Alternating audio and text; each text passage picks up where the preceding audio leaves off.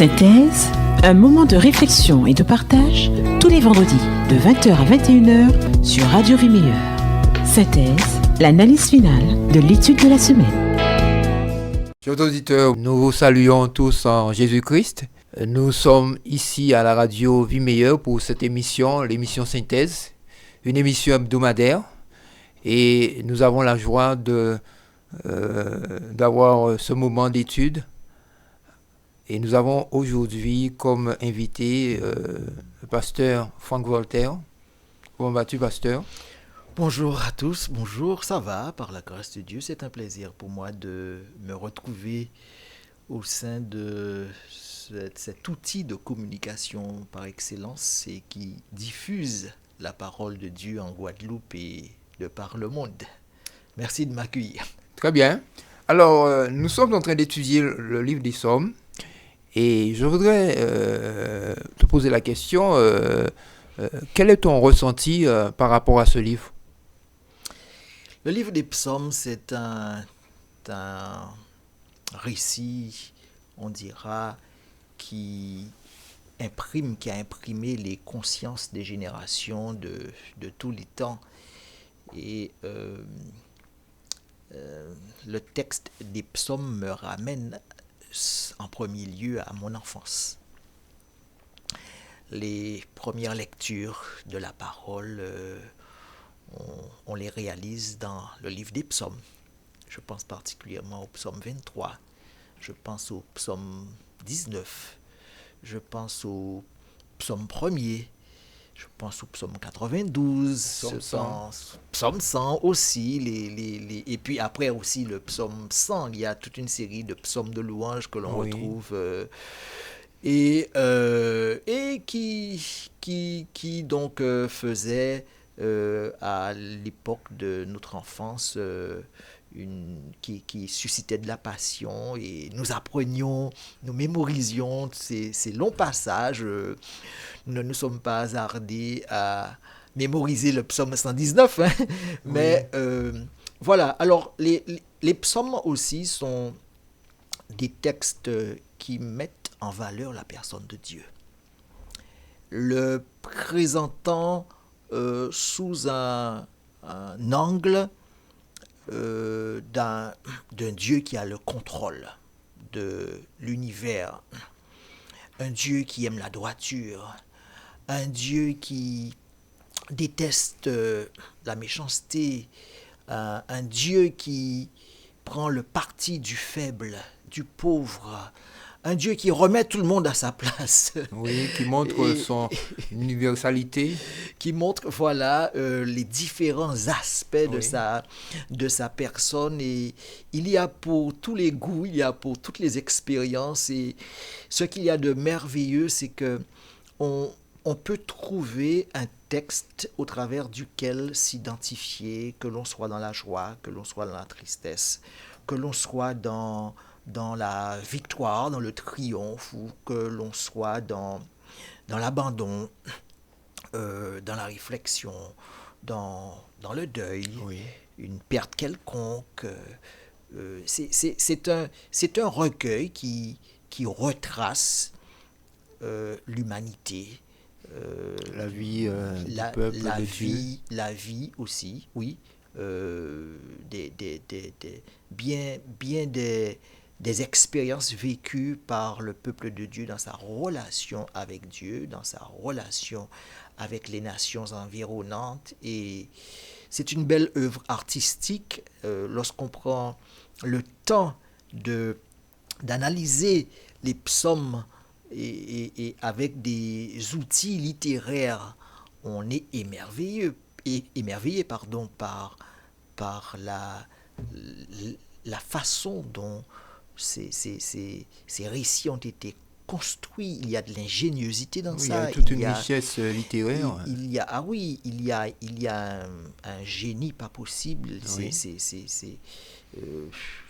Alors, bien sûr, on utilise ces textes quelquefois à tort, mais en se plongeant dans la pensée des auteurs de ce document, on ne peut que, comme David même le faisait, et ce qui le poussait à rédiger certaines thématiques que s'exclamer en disant que Dieu est grand et qu'il est merveilleux et que des tonnes d'alléluia en permanence devraient lui être adressées. Tout à fait. Voilà. Oui.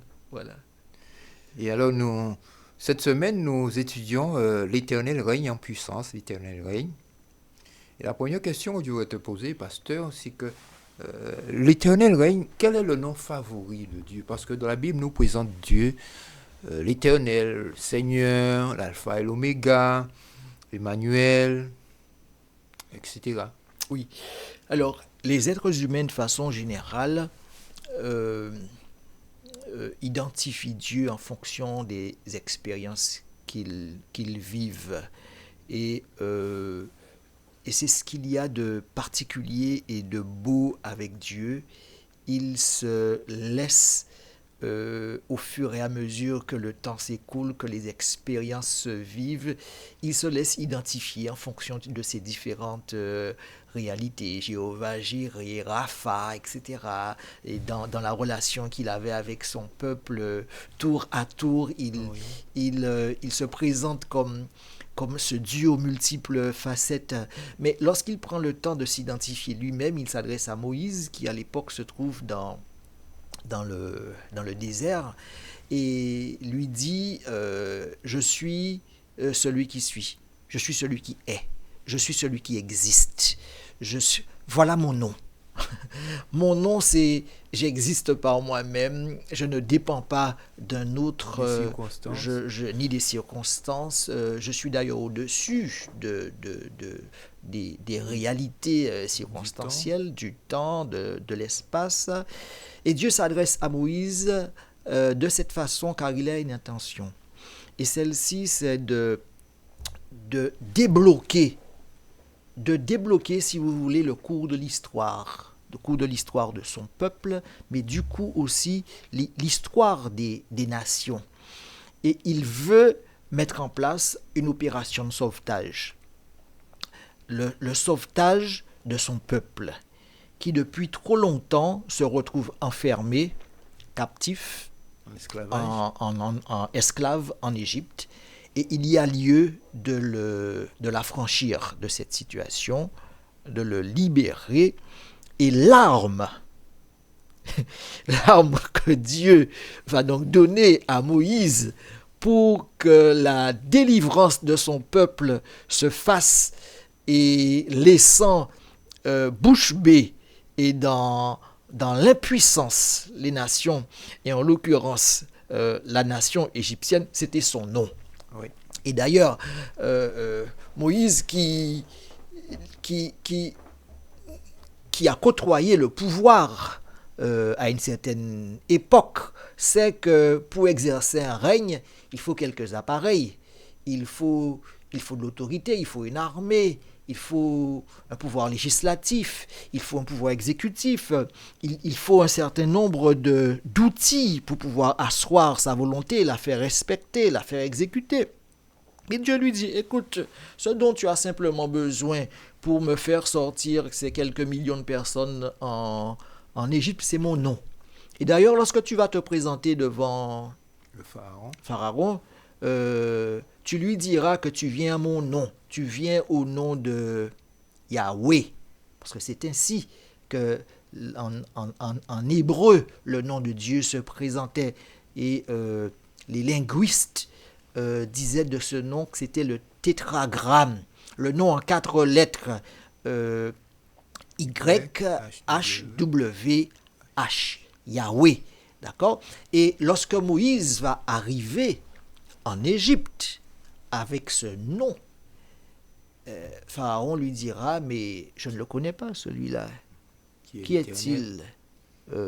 Et Moïse lui dira, bien, si tu ne laisses pas partir ce peuple, tu sauras qui est son maître, tu sauras qui est son propriétaire, et tu auras une petite idée de qui est Yahweh.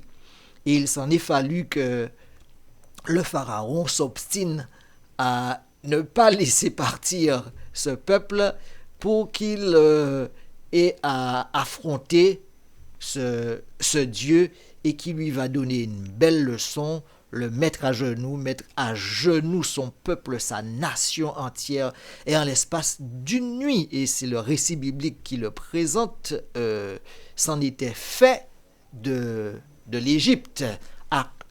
Avec quoi? Avec un nom, Yahweh. Donc, Yahweh, c'est Dieu qui se présente avec une intention, un objectif, celui du salut, celui du sauvetage, celui de l'abolition de l'esclavage. Et par là même, on peut même contextualiser et dire l'abolition de tous les esclavages. Du péché. Et le plus gros esclavage, même celui du péché. Donc, voilà, on pourrait en dire davantage sur ce nom, parce qu'en lui-même, il contient,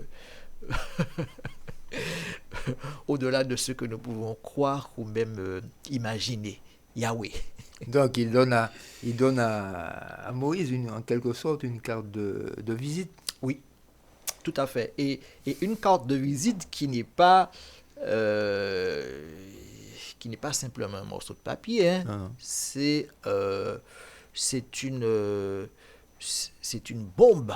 C'est un pouvoir incroyable qu'il a entre les mains. Et d'ailleurs qu'il faudra utiliser avec sagesse, avec parcimonie, ou sinon ça aurait été la razzia totale du Moyen-Orient à l'époque. Hein. Donc, Yahweh, c'est le nom de Dieu et le Dieu qui se révèle comme celui qui est au-dessus de tout, mais comme celui qui est concerné par le bien-être et le salut des êtres humains.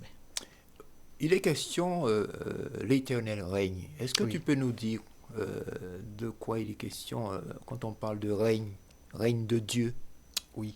Alors, le règne de Dieu est une expression utilisée dans la Bible et qui va prendre qui sera présentée d'une façon ou une autre dans l'Ancien Testament. On parle de règne. Dans le Nouveau Testament, on parlera de royaume.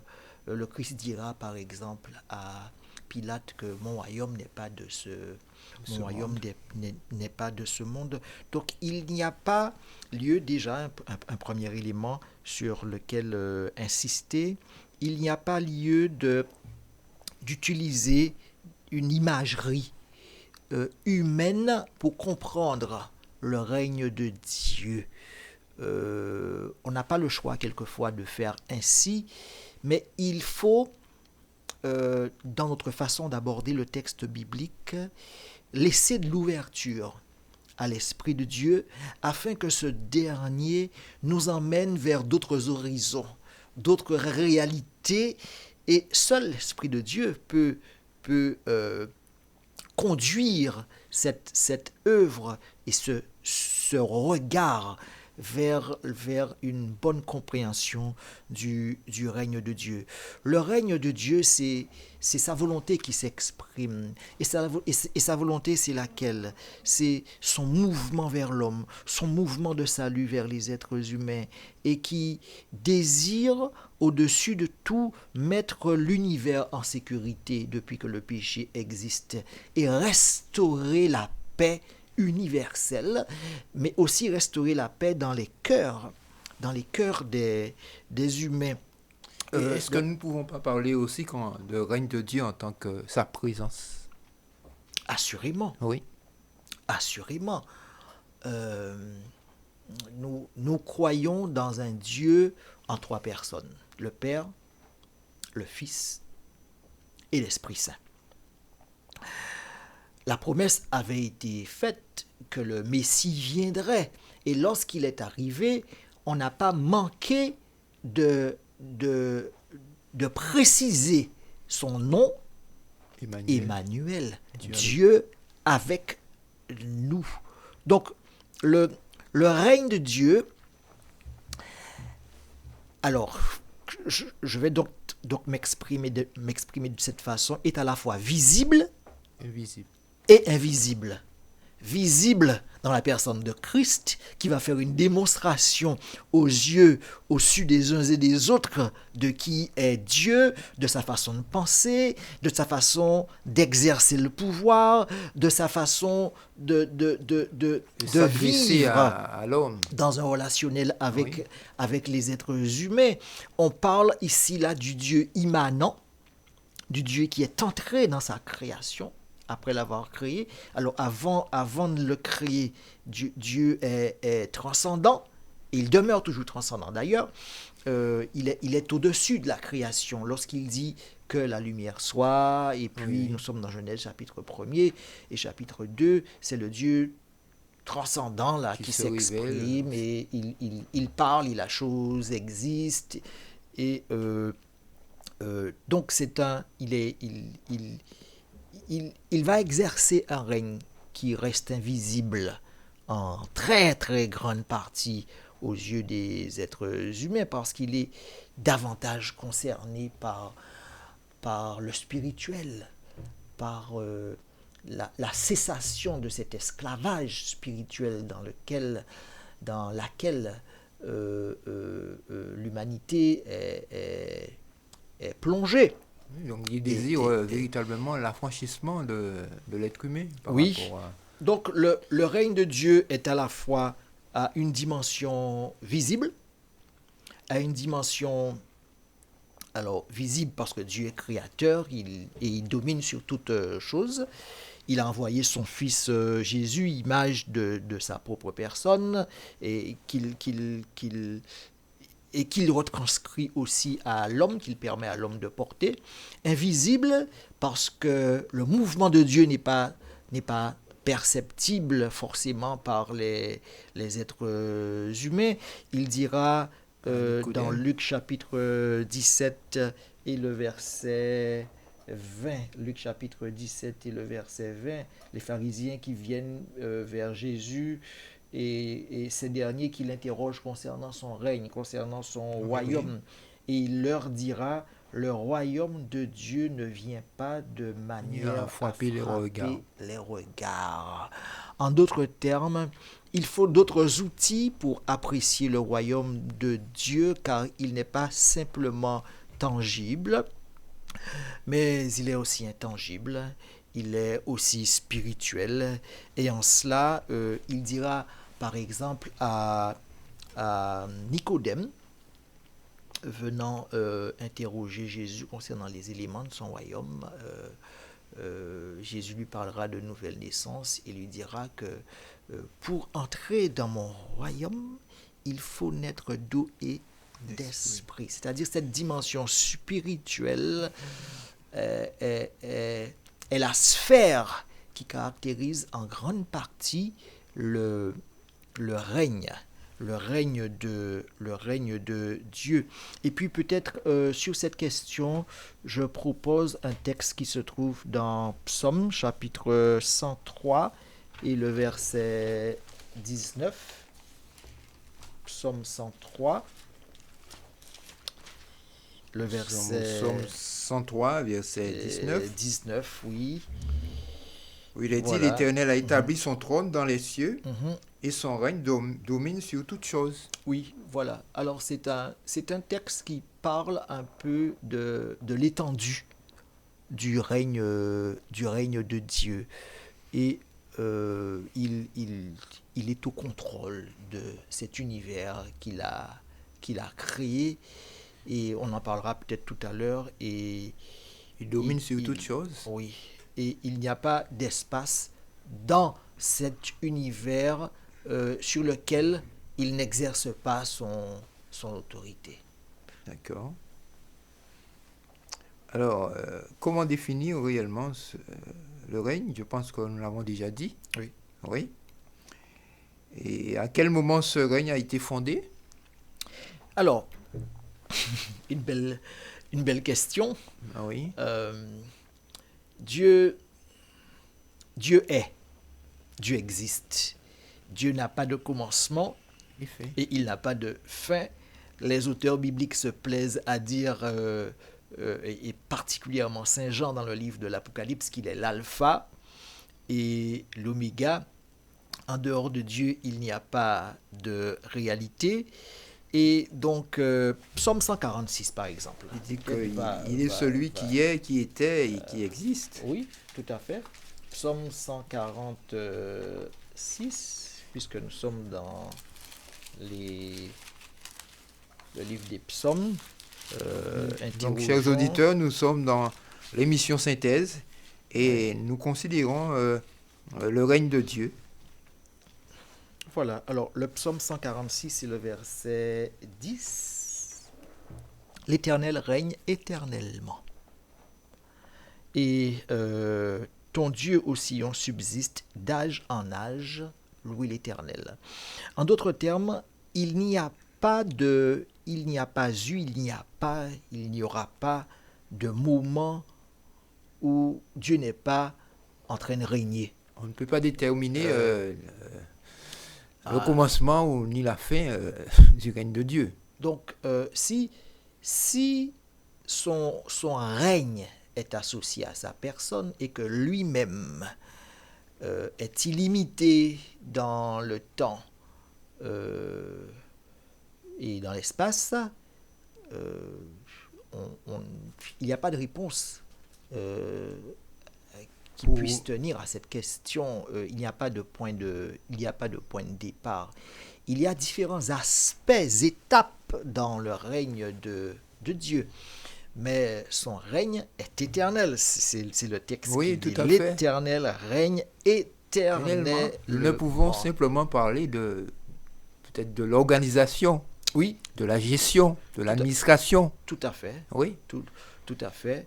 Et je suis personnellement réconforté par cette bonne nouvelle, que l'Éternel règne. On peut aujourd'hui connaître une expérience malheureuse, difficile, douloureuse, et il y a de quoi sur cette terre nous casser les bras, par exemple. Et ce fut le cas pour David. Il a eu une existence très très difficile. Il a été à l'écriture de la majorité des textes des psaumes, mais quand il se sent abattu, il termine toujours ses textes en disant que loué soit l'Éternel, gloire à Dieu. Il y a toujours une doxologie qui rappelle que Dieu est au-dessus de tout, qu'il contrôle, qu'il gère, qu'il est le maître des circonstances. Et, il a toujours une expression de reconnaissance vis-à-vis de Dieu. Oui, il finit par reconnaître que ce que Dieu fait, il le fait bien et que personne d'ailleurs ne peut remettre en question son règne éternel. Alors comment fonctionne le règne de Dieu dans cet espace Qu'est-ce que la Bible nous enseigne sur ce qui concerne ce règne? Et particulièrement quand nous lisons le livre des Psaumes, qu'est-ce que la Bible nous dit à ce sujet? Oui, alors c'est le règne de Dieu dans le texte des psaumes est présenté avec une certaine adresse, avec une certaine richesse. Alors, je propose que nous regardions pendant quelques instants le psaume 93.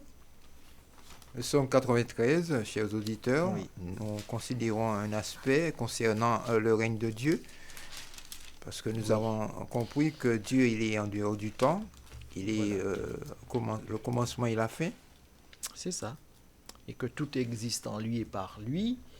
Alors nous sommes au psaume 93. 93. Oui. Verset. Alors la question est comment les textes, c'est bien cela, des psaumes, révèlent-ils le règne de Dieu. D'accord. Ce serait peut-être pas superflu que nous lisions ce texte. Il n'est pas long, 5 versets, oui. Et il est vraiment rempli de la personne de Dieu. On peut y aller? Oui. L'Éternel règne et il est revêtu de majesté. L'Éternel est revêtu. Il est saint de force. Aussi le monde est ferme. et ne chancelle pas. Ton trône est établi dès les temps anciens. Tu existes de toute éternité. Les fleuves élèvent, ô Éternel, les fleuves élèvent leur voix. Les fleuves élèvent leurs ondes retentissantes, plus que la voix des grandes, des puissantes eaux, des flots impétueux de la mer. L'Éternel est puissant dans les lieux célestes. Tes témoignages sont entièrement véritables. La sainteté convient à ta maison, ô Éternel, pour toute la durée des temps. Alors, merci beaucoup. Alors, une petite analyse des termes utilisés ici rappelle déjà énormément ce que nous avons vu dans notre échange jusqu'à maintenant. Alors, ce texte du psaume 93 peut être divisé en 3 parties. C'est un poème ou une chanson, il n'est pas précisé. La première partie, du verset 1 au verset 2, Dieu est présenté comme un monarque sur son trône, un roi qui administre. Donc, alors, les éléments qui nous emmènent à dire cela, c'est il est revêtu de majesté, il est ceint de force. Ce sont des images qui se prêtent un peu à la royauté humaine, mais qui va plus loin.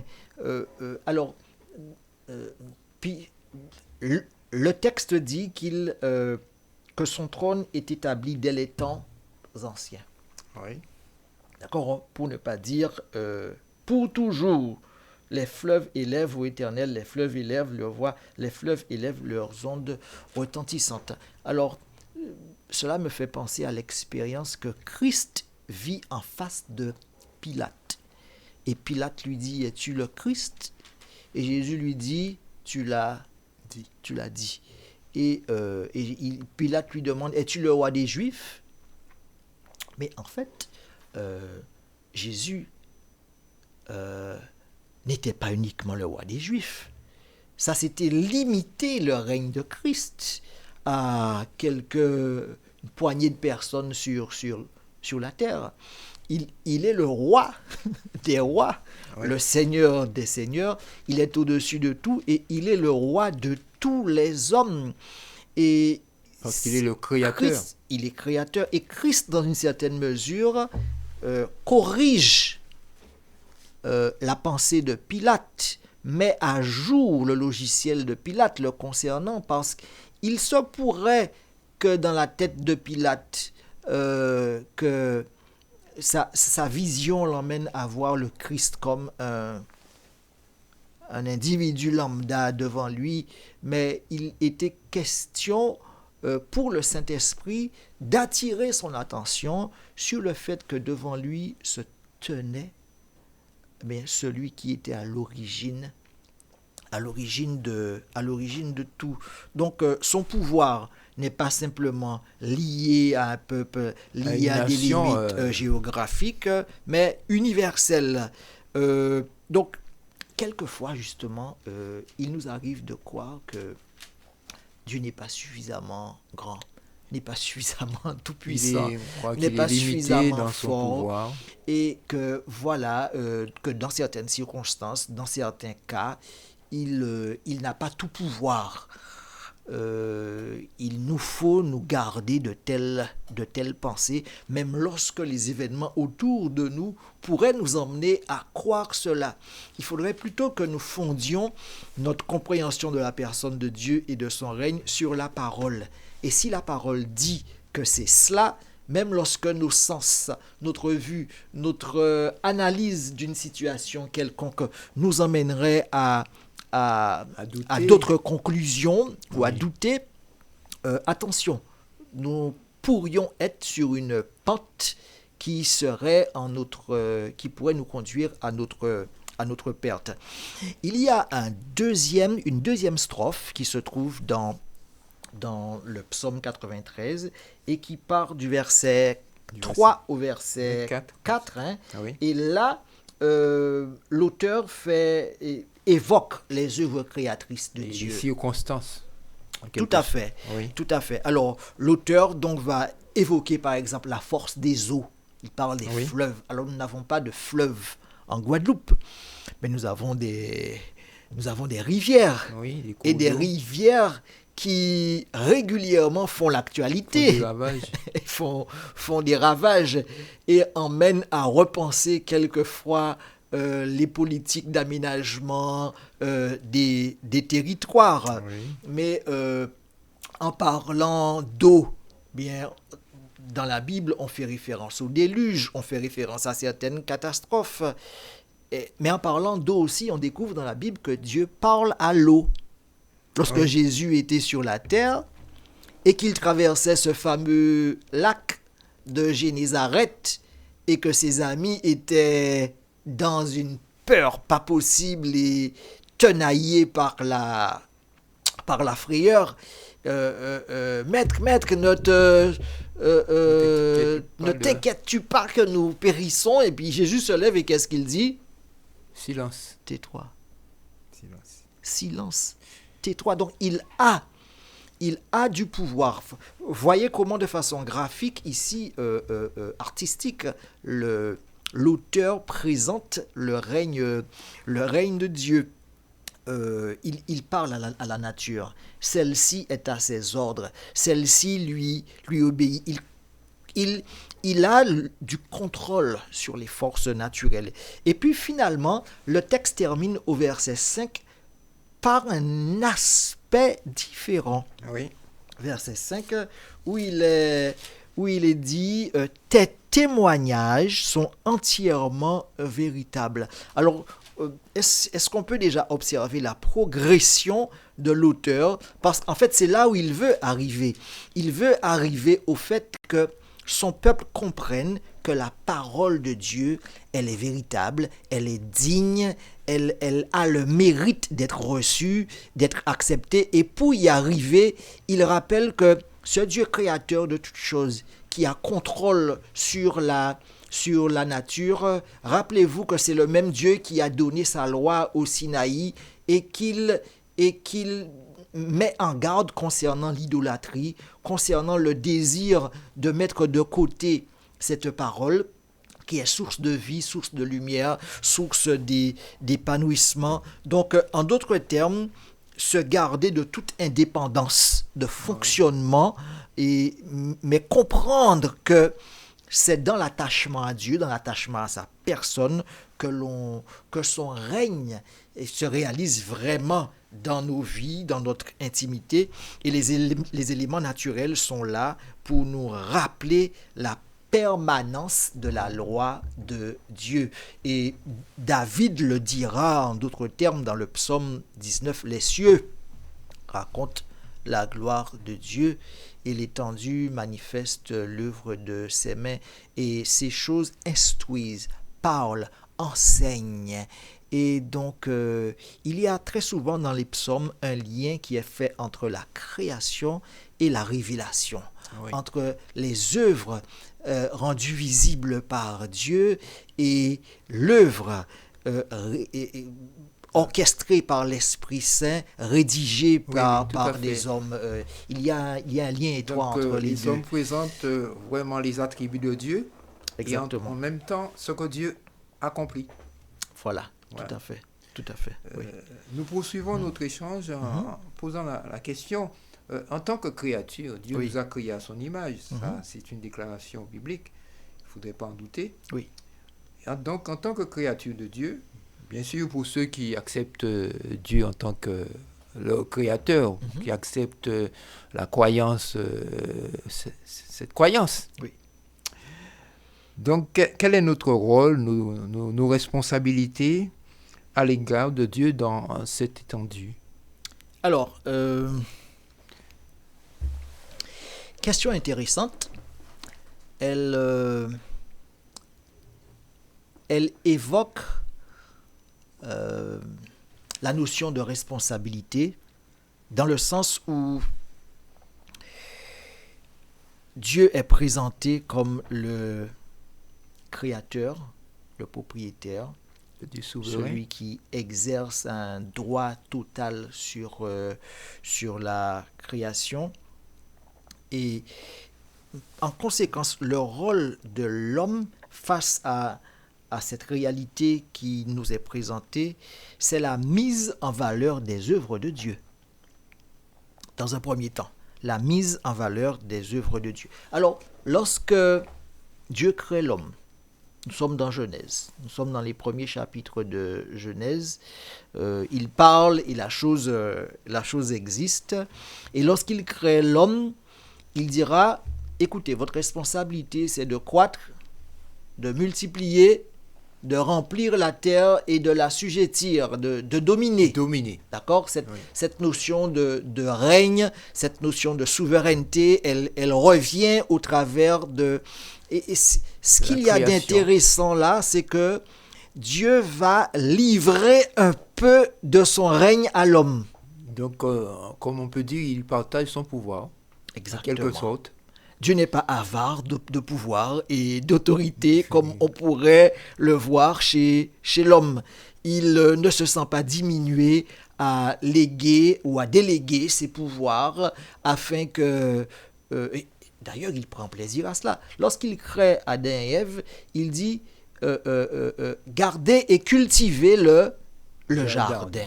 D'accord ? Écoutez, je vous donne un droit de gestion, je vous donne la possibilité. Ce qu'il y a d'intéressant, c'est que lorsqu'on lit le texte biblique, et chaque fois que Dieu finit de créer une journée, il dit tout est bon, tout est bon, tout est bon, tout est bon. Oui. Quand il a fini de créer l'homme, il dit que tout est très bon. Et on continue après et il dit, écoutez, je vous place là dans le jardin afin de le cultiver. Comment peut-on améliorer quelque chose qui est déjà bon ? Et c'est là où le texte biblique devient intéressant. Même dans la perfection de ses œuvres créatrices, Dieu laisse de la marge, de l'espace, afin que l'homme y ajoute une touche pour valoriser son œuvre, pour la faire apparaître sous un autre angle, pour y ajouter une touche humaine, sensible et en fait, il y a de la place pour tous dans l'œuvre de Dieu. Donc l'homme est là dans un premier temps pour valoriser l'œuvre ou les œuvres de Dieu, et dans un deuxième temps, et cela depuis que le péché existe, Dieu va se choisir l'homme afin que ce dernier invite et participe à l'œuvre de rédemption, qui consiste à inviter et appeler les hommes et les femmes à entrer dans le règne, de Dieu. Lorsque Jésus, lorsqu'on nous présente dans Matthieu chapitre 25 les différentes paraboles du royaume, certaines personnes vont se retrouver à droite, d'autres vont se retrouver à gauche, et il est fait mention de guérir, de visiter des personnes en prison, d'accompagner les faibles, etc. Et en cela, ce sont des ministères qui sont confiés aux êtres humains afin qu'ils soient au contact de Christ, qu'ils reçoivent le salut et qu'ils soient sauvés. Donc, deux grandes responsabilités, celle de prendre soin de la création, des œuvres de Dieu, d'accord ? Nous ne sommes pas pour cela non plus des écologistes comme on en entend autour de nous, mais notre œuvre a une dimension à la fois physique, mais aussi spirituelle. Il s'agit de valoriser les œuvres de Dieu pour valoriser Dieu lui-même, d'accord ? Pour le faire apparaître autrement et inviter les hommes et les femmes à le recevoir dans leur vie, dans leur existence. C'est-à-dire à participer dans son règne, en quelque sorte. Oui. Parce que Dieu ne voulait pas que l'homme puisse subir son règne, en quelque sorte aussi. Jamais. Il est question pour nous d'être des acteurs. Même lorsque l'expérience du mal, même lorsque cette expérience sera dans le passé, nous ne serons pas dans l'éternité à nous tourner les pouces Oui. et à être dans la passivité.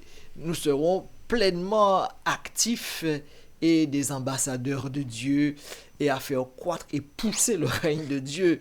Et pour cela, il faut l'éternité car son règne est éternel. Donc nous pouvons dire en ce sens que même dans le règne de Dieu, l'homme reste participant de la nature divine. Dans le règne de Dieu, l'homme a une place importante. Dieu ne l'a pas choisi uniquement pour un temps limité, mais il porte son nom. Et il sera, je le crois personnellement, représentant, parce qu'il ne faut pas oublier que Dieu a décidé de participer à la nature humaine. Et de même qu'il choisit de participer à la nature humaine en Christ, il fait l'homme participer à la nature divine. Voilà. Oui. Et nous poursuivons en disant que nous allons aborder un aspect assez intéressant qui parle de la souveraineté de Dieu. D'accord ? Oui. Et comment la Bible, la parole de Dieu, présente-t-elle la souveraineté de Dieu en rapport avec la liberté humaine, et on pourrait parler aussi par rapport au choix que l'homme doit faire. Oui. Question intéressante, n'est-ce pas? Question intéressante, question d'actualité. Liberté, question... Alors, en fait... libre arbitre, tout ça. Exactement. Cette question sous-tend celle du libre arbitre. Cette question sous-tend les limites du règne de Dieu. Elle sous-tend la question de la liberté humaine. Si Dieu est Dieu et qu'il est souverain, pourquoi est-ce qu'on a le sentiment qu'il ne l'est pas? Pourquoi est-ce qu'on a le sentiment qu'il est menotté et qu'il n'a pas réellement comment tout on pourrait pouvoir dire que Satan a autant de pouvoir? Exactement, voilà. Parce qu'il règne, Oui, il règne en souverain. Et nous voyons qu'il y a, bien sûr, nous sommes dans un conflit cosmique. C'est ça, tout à fait. Il y a deux pouvoirs en place. Oui. Alors, la notion de souveraineté, déjà, il faudrait peut-être définir réellement la définir justement et la préciser dans le contexte biblique. Oui. Les Écritures, oui. La souveraineté de Dieu dans le contexte biblique. Oui. Alors, donnez-nous une explication. Oui. Alors, dans un premier temps, nous avons déjà lu quelques textes qui en parlent. Dieu règne et il règne de façon absolue. C'est-à-dire absolue. Oui, absolue. C'est-à-dire qu'il n'y a pas de limite à son règne. Il n'y a pas de limite à son règne dans le sens où aucun individu, aucune situation ne peut faire obstacle à sa volonté. Ne peut s'opposer à sa volonté, c'est ça aussi. On peut s'opposer à sa volonté. D'accord ? Parce que l'homme est libre. Donc il peut s'opposer à la volonté de Dieu, mais la volonté de Dieu, elle est souveraine. Elle demeure souveraine. D'accord ? Vous ne pouvez pas vous opposer à la volonté de Dieu et rester dans une opposition permanente. Cette même opposition va vous emmener à votre perte. D'accord ? Et c'est en cela qu'il faut bien comprendre la notion de la souveraineté de Dieu. En dehors de Dieu, il n'y a pas d'existence qui court dans le temps. Si l'on s'affiche en tant qu'ennemi de Dieu, la patience de Dieu va être exercée pendant un certain temps. D'accord ? Mais une fois que les possibilités de retour à la raison, de retour au discernement sont épuisées, cette même opposition, cette même rébellion devient du coup le moyen de votre perte. Et cela me fait penser à l'histoire de la tour de Babel. Oui, par exemple. Tout à fait. Et eh bien oui, ici, là, l'homme a un projet, il a un désir, il a un plan qui est contraire à celui de Dieu. Et Dieu va exercer sa souveraineté et va mettre fin à ce plan de la façon dont on connaît, par l'arrivée de la confusion des langues à l'époque. Alors maintenant, ce qu'il faut comprendre pour bien répondre à cette question, c'est la notion de liberté. Dans la Bible, il y a essentiellement, on va dire ça ainsi, essentiellement deux grandes notions de liberté. Il y a la liberté de contrainte, qui est maintenue. Et la liberté peut-être négociée. La liberté, Dieu peut négocier, oui. Dieu négocie, et en cela je pense à l'expérience que fait Abraham avec Dieu concernant Sodome et Gomorrhe. Alors il y a d'un côté la liberté de contrainte qui est maintenue, c'est-à-dire que Dieu ne contraint pas ultimement les individus, il laisse la liberté aux êtres humains de s'autodéterminer, de choisir quelle sera leur destinée. Et de là, on peut parler d'accommodement, de quelque sorte. Oui, dans une certaine mesure. Mais tu sais que même là encore s'exerce la souveraineté de Dieu. En fait, c'est une notion qui est si profonde et qui échappe à notre entendement d'homme limité et circonscrit dans le temps et dans l'espace. Oui, voilà. Et dans un deuxième temps, il y a la liberté morale. Alors, la liberté morale, elle nous a été privée depuis que nous nous connaissons, depuis que nous avons autorisé le péché à envahir notre espace. Et à telle enseigne que Paul, lui, il dira j'ai envie de faire le bien, mais je n'y arrive pas. J'ai le désir, mais je n'ai pas les moyens. Il y a au-dedans de moi, dit-il, une loi qui lutte contre mon entendement. Oui, on est peut-être marqué au fer rouge, comme voilà, on dit. Exactement. Donc, l'homme n'est pas libre de faire comme il veut, quand il veut. D'ailleurs, nous sommes déjà limités dans le temps et dans l'espace. Nous ne sommes pas éternels. Nous ne pouvons pas, pour aller d'un point à un autre, il nous faut prendre un moyen de transport. Oui. Du point de vue spirituel, et c'est là où le péché nous a terriblement diminué. Nous avons envie de faire la volonté de Dieu, mais on se retrouve à faire autre chose que celle-ci. D'accord ? Maintenant, Dieu est souverain, et je disais qu'il est libre dans sa souveraineté. On rajoutera aussi que Dieu est un être volitif dans son action. En d'autres termes, il a une intention. Il a un plan et il exécute ses projets. Contrairement à Dieu, l'homme, je l'ai dit tout à l'heure, n'exerce pas tout le temps sa volonté, mais Dieu, lui, exerce la sienne à loisir, comme il l'entend, comme il veut. La liberté que l'homme poursuit, c'est celle qui consiste à l'autonomie, c'est-à-dire à s'affranchir de Dieu. De toute contrainte. De toute contrainte, notamment. Cependant, la création, il faut le dire, elle est distincte de Dieu. La création est distincte, mais dépendante de Dieu. Dieu, lui, est distinct de sa création, mais indépendant d'elle.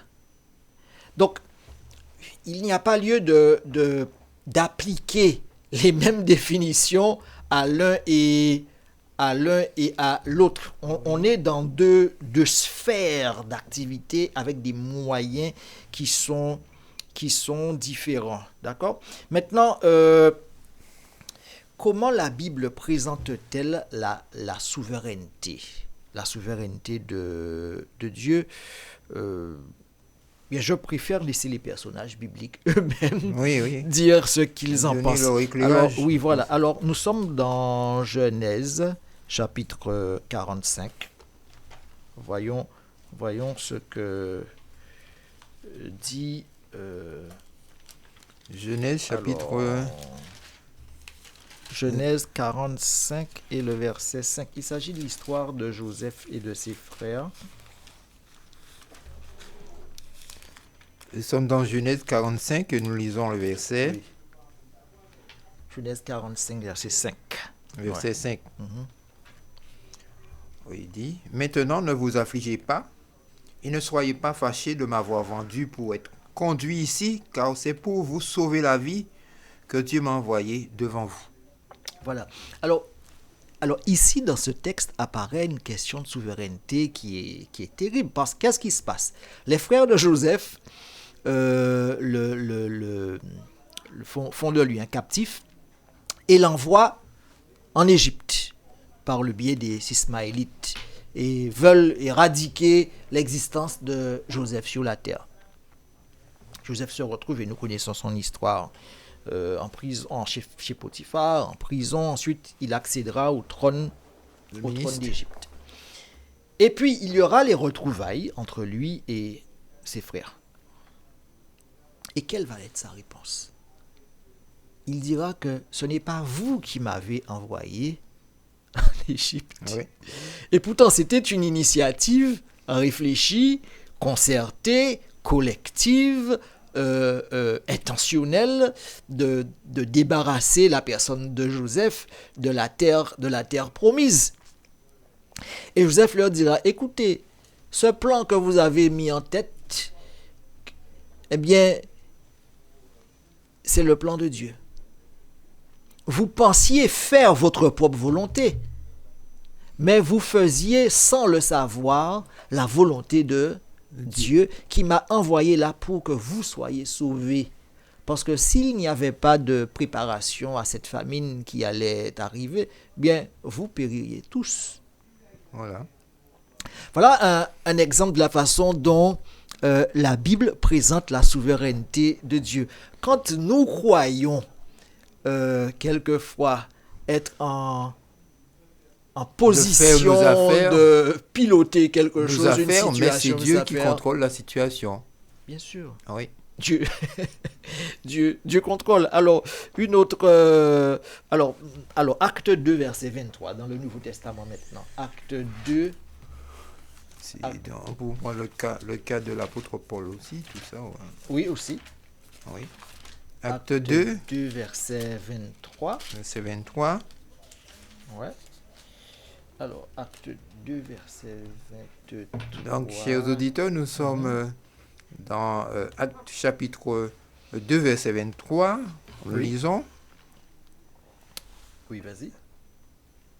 Alors, ici, il s'agit du discours que fait Pierre lors de l'effusion de l'Esprit à la Pentecôte. Hein. Et pour bien comprendre le texte, il faut lire le verset 22. Oui, on pourrait Hommes lire israélites, le verset 22. écoutez ces paroles. Jésus de Nazareth, cet homme à qui Dieu a rendu témoignage devant vous par les miracles, les prodiges et les signes qu'il a opérés par lui au milieu de vous, comme vous le savez vous-même, cet homme, livré selon le dessein arrêté et selon la prescience de Dieu, vous l'avez crucifié, vous l'avez fait mourir par la main des impies. Alors, ce qu'il y a d'intéressant dans ce texte, il est dit que le Christ a été livré selon la prescience de Dieu. C'est-à-dire que l'homme a pu mettre la main sur le Christ parce que Dieu a mis son Fils à disposition. Son Fils n'aurait pas été à disposition, il n'aurait jamais eu aucun pouvoir sur Jésus-Christ. Alors, vous voyez, il était question de sauver l'humanité. Dieu va placer son Fils à un endroit stratégique afin que par lui le salut soit possible. Mais remarquons bien que il y a un assassinat qui est mis en œuvre là. Et les commanditaires, on les connaît, les exécuteurs, nous les connaissons aussi. Et la souveraineté de Dieu ici est présentée de façon majestueuse. Ici, c'est-à-dire que Dieu réalise son plan tout en tenant les individus responsables de leurs exactions.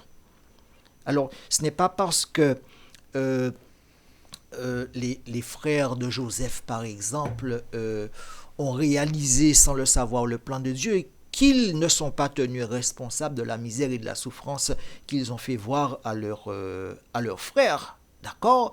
Mais Dieu a une habileté, a un savoir qui nous échappe et un savoir-faire qui est au-dessus de nos compétences, de nos moyens. Et le texte le dit bien, il fait concourir toutes choses au bien de ceux qu'il aime. Et en cela, ma réponse, lorsque j'observe le mouvement de Dieu, et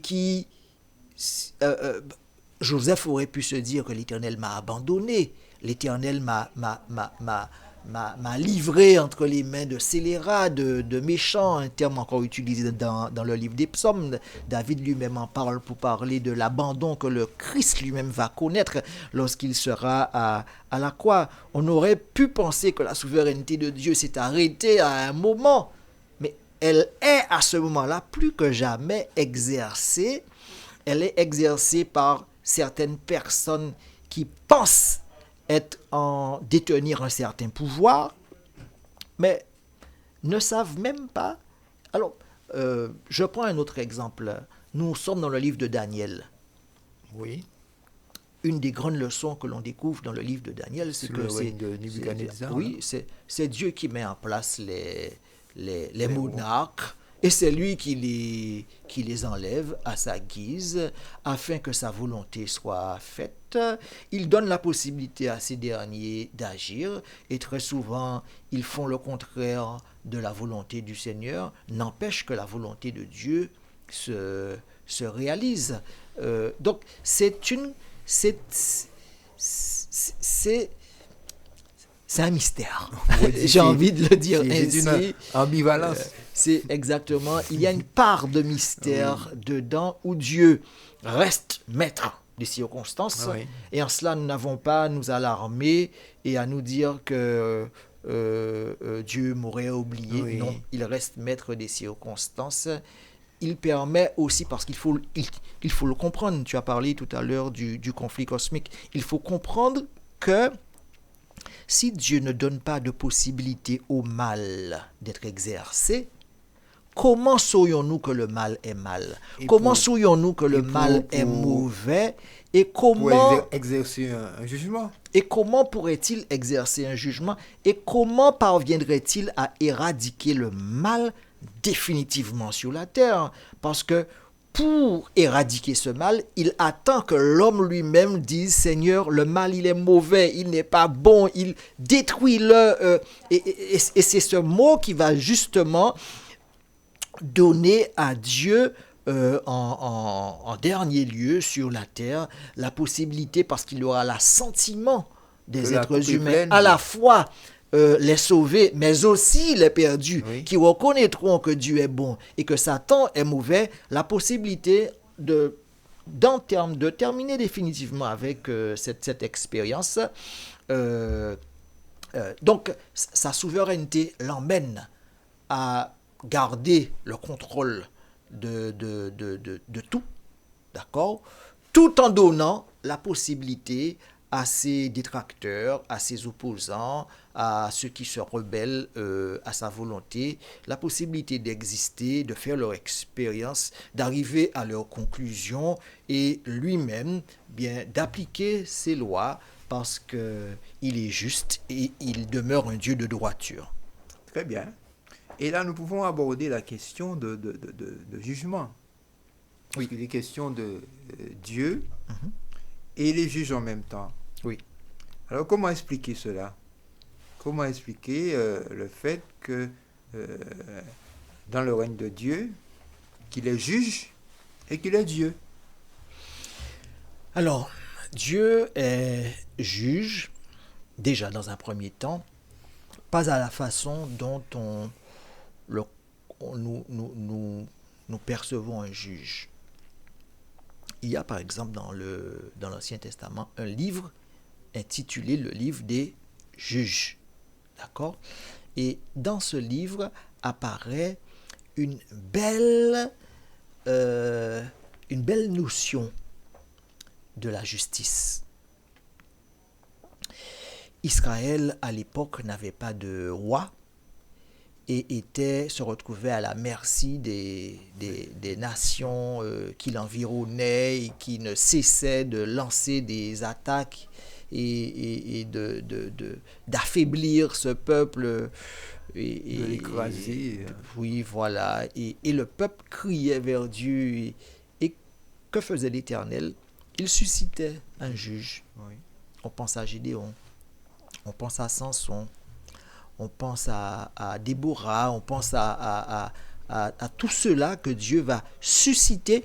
Et leur mission, c'était laquelle? Leur mission, c'était de délivrer. Un juge, dans la pensée biblique, a pour mission première la délivrance, l'affranchissement, d'apporter la liberté à l'opprimé, à celui qui est dans les fers, qui est maintenu dans un asservissement. De libérer les prisonniers. Oui. Et c'est l'une des images fortes dans la Bible quand Dieu se présente comme un juge, avant tout comme celui qui vient rétablir le droit, qui vient faire cesser les abus, les transgressions et rétablir la justice. Et s'il est créateur de toutes choses, cela lui octroie le droit en tant que propriétaire, bien de libérer, Tout à fait. de délivrer, de faire justice. Et en cela, il y a deux psaumes que j'appelle des psaumes jumeaux. Psaume 96. Psaume 96, voilà, Et le psaume 75. et psaume 98. Ah, d'accord. Psaume 96. Psaume 96, il y a Alors, le verset d'un 13, je crois. côté, et d'ailleurs, tout le psaume même, hein, et le psaume 98. Vous verrez que ces deux psaumes sont structurés de la même façon. On a même le sentiment que l'un paraphrase l'autre. Hein. Oui. D'accord? Alors, quand on arrive... alors, le texte en psaume 96 commence de cette façon. « Chantez à l'Éternel un cantique nouveau, chantez à l'Éternel, vous tous, habitants de la terre. » Et maintenant, quand on arrive à la fin du texte, au verset 13, comme tu dis, il dit... alors, chantez à l'Éternel, devant l'Éternel, car il vient. Et il vient pour faire quoi? Il vient pour juger la terre et les peuples selon sa fidélité. Si on tourne la page et qu'on se rend au psaume 98, c'est aussi le même schéma. On est au verset 1er où il dit chantez à l'Éternel un cantique nouveau, car il a fait des prodiges, sa droite et son bras saint lui sont venus en aide. Et on regarde au verset 2, l'Éternel a manifesté son salut, il a révélé sa justice aux yeux des nations. Et il termine en disant au verset 8, chantez devant l'Éternel, car il vient pour juger la terre, il jugera le monde avec justice et les peuples avec équité. Donc, alors, dans un deuxième temps, alors nous avons dit tout à l'heure que Dieu a droit de juger parce que son intention, c'est de délivrer. Qui peut empêcher à un propriétaire, au créateur, de délivrer ses créatures? Ça, c'est un premier élément. Un deuxième élément, cette démarche de jugement de Dieu qui veut rétablir la justice se réalise dans un contexte. Et quel est ce contexte? Bien, c'est le premier verset de Psaume 96 et de Psaume 98. Chantez à l'Éternel. Ouais. Soyez dans la joie. Soyez dans l'allégresse. Donc, voilà ce qui vient corroborer l'idée du jugement de Dieu. En d'autres termes, il vient pour rétablir les choses, il vient pour délivrer, et en cela, nous devrions être dans la joie, nous devrions être dans l'allégresse, nous devrions... Oui. Et maintenant, je dis aussi... Oui. Donc, nous n'avons pas à craindre son œuvre de jugement. Jamais. Sinon, si nous sommes du côté du mal. Jamais. Ah ouais? Alors, oui, tout à fait. Tout à fait. S'il vient délivrer, c'est qu'il y a une injustice quelque part. Oui. Il y a deux camps. Alors, si je suis dans le camp de ceux qui oppriment, alors je serai servi. Mais si je suis dans le camp de ceux qui sont opprimés, mais l'Éternel exercera le droit. Maintenant, je dis souvent que ces deux textes, ces deux récits sont à lier avec Apocalypse chapitre 14. Craignez Dieu et donnez-lui gloire, car l'heure de son jugement est venue. Et par conséquent, le texte d'Apocalypse 14 n'est qu'un prolongement de Psaume 96 et 98. Oui. Psaume 96 et 98, en d'autres termes, n'est qu'un commentaire d'Apocalypse 14, verset 6 et les versets suivants. Et en cela, comme tu le dis, il n'y a pas lieu de voir l'exercice du jugement de Dieu comme un événement négatif, fataliste. Non, c'est la restauration de toute chose que Dieu qu'il met en œuvre. D'accord. Alors, pasteur, je vais te poser cette dernière question. Nous arrivons presque à la fin de notre émission. Et nous allons lire au Psaume 25, parce que j'ai une question en rapport avec ce que nous appelons le salut et l'alliance. Oui, d'accord. D'accord. Au Psaume 25, versets 4 à 10, nous lisons.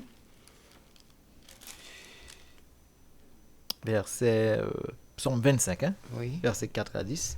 Éternel, fais-moi connaître tes voies, enseigne-moi tes sentiers, conduis-moi dans ta vérité et instruis-moi, car tu es le Dieu de mon salut, tu es toujours mon espérance.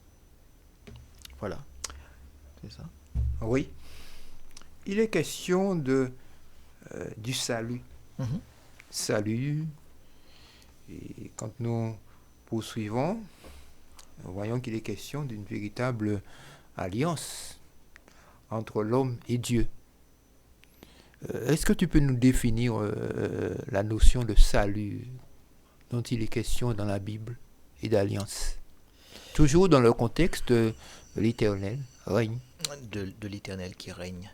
Oui. Alors, s'il y a une volonté de Dieu manifeste dans le récit biblique, c'est celui qui consiste à arracher l'homme de la domination du Règne de Satan. Du règne du mal. Et à, je le disais antérieurement, à le mettre en sécurité. Le salut ici consiste en quoi? Le salut consiste à ce que Dieu souverain dans l'univers, sur sa création, devienne aussi souverain dans la vie de sa créature intérieure. Alors, s'il est vrai qu'il est souverain dans l'univers, il ne peut pas s'imposer aux êtres humains qui choisissent une autre voie que celle qu'il propose. Nous disions tout à l'heure qu'il laisse les individus libres de s'autodéterminer. Et donc, par conséquent, ayant vu l'incapacité de l'homme à s'en sortir par lui-même, parce que c'est un préalable au salut, l'homme dans sa condition première est condamné à la mort et à la mort éternelle. Dieu vient à son secours. Il vole à son secours, et ce qui lui permet en large partie de réaliser cela, c'est sa souveraineté, et qui lui permet donc de délivrer les âmes qui aspirent elles-mêmes à la délivrance. Alors le texte sur lequel on peut se fonder pour avancer dans cette voie se trouve dans Actes chapitre 2. Oui. Actes chapitre 2. Oui. Et qui va donc utiliser un terme pour qualifier le salut. Actes chapitre 2 et le verset...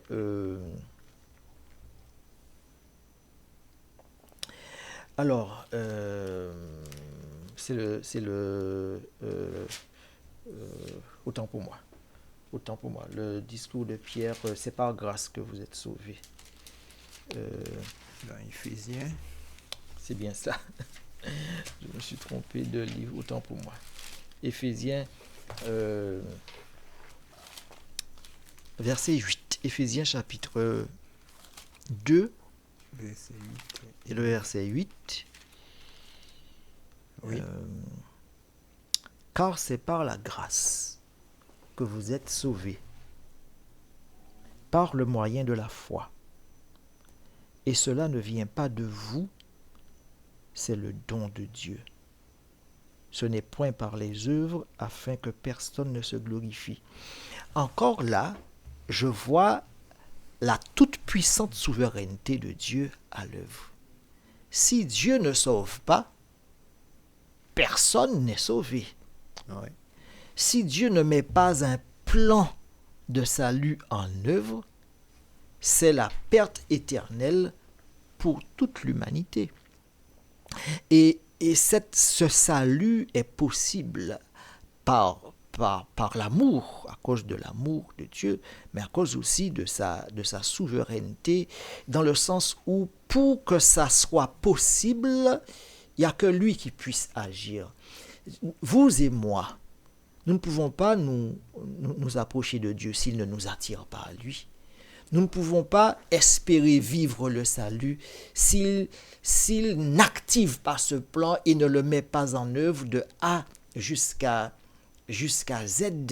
Et ça, c'est le résultat de son œuvre sans aucune participation humaine. Et en cela, Paul dira que c'est un don, c'est un cadeau. Oui. Et c'est là encore l'exercice de la souveraineté totale et absolue de Dieu. Il suffirait que Dieu laisse à l'homme un iota, une part aussi minime puisse-t-elle être, afin de contribuer à son salut, et ce serait la perte éternelle. Il ne laisse à l'homme aucune part et a tout contrôle dans cette affaire. Il suffit pour moi de vouloir, eh bien, il exerce sa volonté, sa souveraineté de façon pleine et entière à ce niveau. Très bien. Alors, nous arrivons à la fin de notre émission. Pasteur, y a-t-il un point sur lequel tu voudrais apporter un éclairage et de faire ta conclusion? Alors, je dirais ceci pour terminer. Le règne de Dieu ne s'est jamais autant vu et révélé, voilà le terme exact, qu'à la croix du Calvaire. C'est le grand dévoilement. Exactement. Et c'est pourquoi le livre de l'Apocalypse a tout son sens pour tous les chrétiens, pour l'humanité. Révélation de Jésus-Christ. Jésus-Christ. Révélation de Jésus-Christ. Remarquons bien qu'à la croix, Jésus n'est pas simplement suspendu entre ciel et terre. Il est assis. Vous savez, cet outil de supplice était fait de telle sorte que le supplicié était sur un petit siège qui se trouvait au niveau des fesses, là, d'accord ? Oui. Et sur lequel il pouvait se reposer un instant. Et voilà, donc il est assis là, les bras ouverts, c'est-à-dire en situation d'exercer une invitation, les bras ouverts invitent à venez. Oui. D'accord? Dans un deuxième temps, il a une couronne sur la tête. Alors certes, elle n'est pas d'or, elle n'est pas d'argent, elle n'est pas de diamant, mais il y a une couronne sur sa tête. Oui, d'accord. Il y a une inscription, roi de. Et c'est quelqu'un qui exerce son règne là.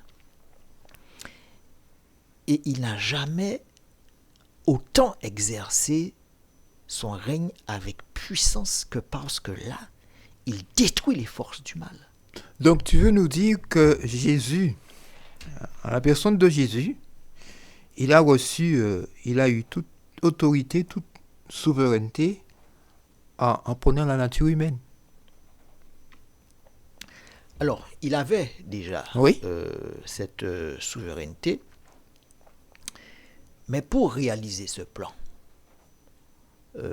il va être incarné, il sera incarné, d'accord? Il sera à la fois Dieu et homme, et là, il sera en capacité de déjouer, de défaire, d'abolir.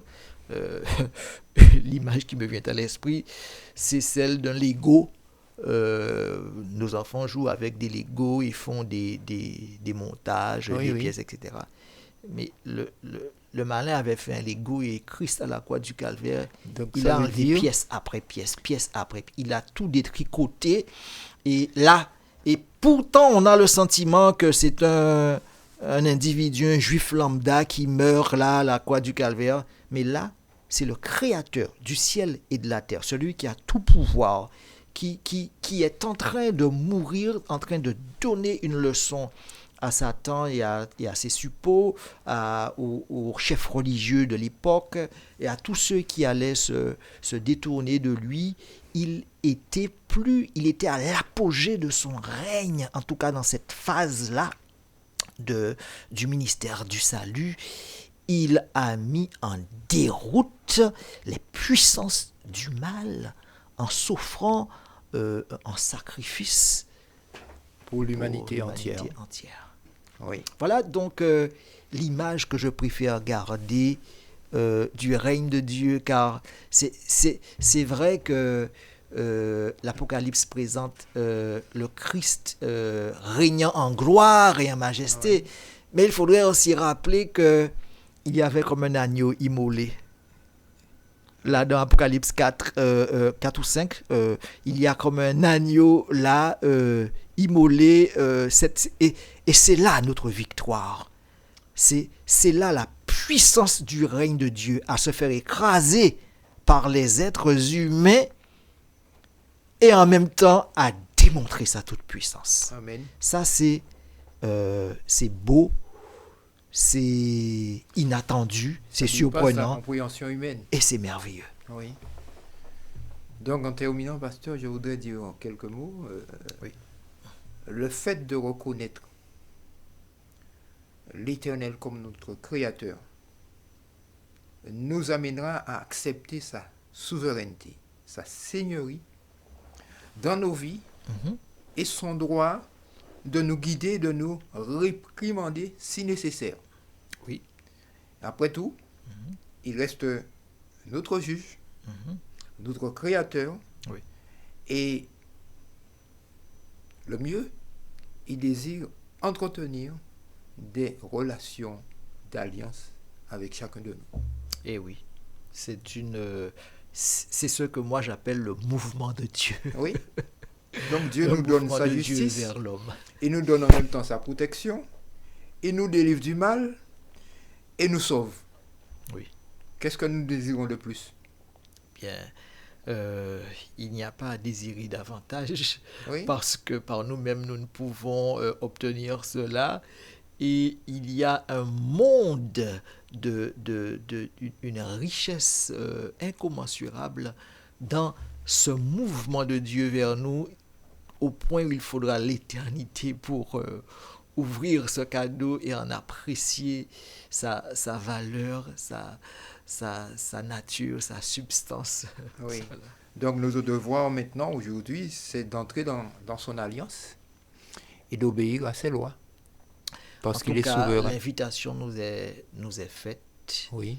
Et si nous croyons que c'est la voie de la sagesse, de l'intelligence, du salut, moi j'inviterai, comme tu le dis, tous les auditeurs à emprunter cette route pour ceux qui ne l'ont pas encore fait et à maintenir leur pas là-dessus pour ceux qui l'ont fait déjà. Pasteur, tu peux faire une prière, s'il te plaît? Bien sûr.